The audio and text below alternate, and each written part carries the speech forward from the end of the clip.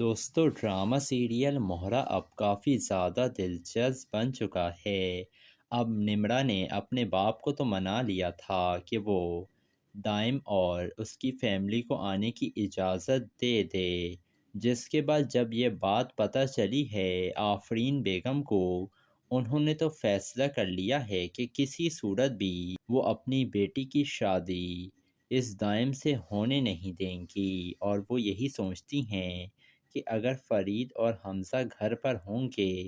تو یہ دونوں تو اس لڑکے کو پسند کر لیں گے۔ پھر ان کے دماغ میں ایک شیطانی آئیڈیا آتا ہے، یہ اپنے ہی شوہر کی فیکٹری میں آگ لگا دیتی ہیں ایک آدمی کو پیسے دے کر، جس کے بعد حمزہ اور فرید صاحب فوراً جاتے ہیں۔ حمزہ یہی کہہ رہا تھا کہ سرور صاحب کی کال آئی تھی، گودام میں آگ لگ گئی ہے، جس کے بعد وہ لوگ جا کر دیکھتے ہیں کہ وہاں پر ان کا بہت سا سامان جل کر راکھ ہو گیا تھا۔ پھر فرید صاحب ایف آئی آر کٹوا دیتے ہیں اور اپنی بیگم سے کہتے ہیں میں نے ایف آئی آر کٹوا دی ہے، پھر پتہ چلے گا کہ کس نے یہ ہم سے دشمنی نکالی ہے۔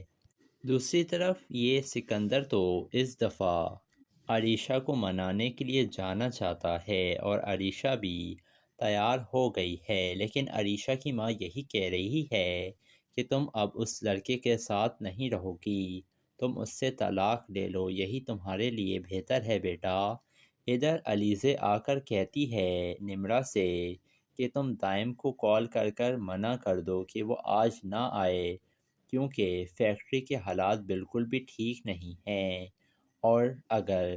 دائم ابھی یہاں پر آئے گا نہ ہی انکل گھر پر ہیں اور نہ ہی حمزہ، ہو سکتا ہے دائم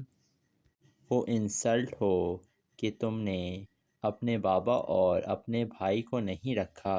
جب وہ لوگ رشتہ مانگنے کے لیے آ رہے تھے۔ 2-4 دن میں حالات ٹھیک ہو جائیں گے، پھر دائم کو بلا لینا۔ یہ بات سن لیتی ہے نمرا کی ماں اور وہ کہتی ہے اگر فرید صاحب اور حمزہ گھر پر نہیں ہیں تو کیا ہوا، میں اور سکندر تو گھر پر ہی ہیں نا، ہم مل لیں گے اس لڑکے سے۔ جس کے بعد علیزے سمجھ جاتی ہے کہ انہی نے کمپنی میں آگ لگوائی ہے۔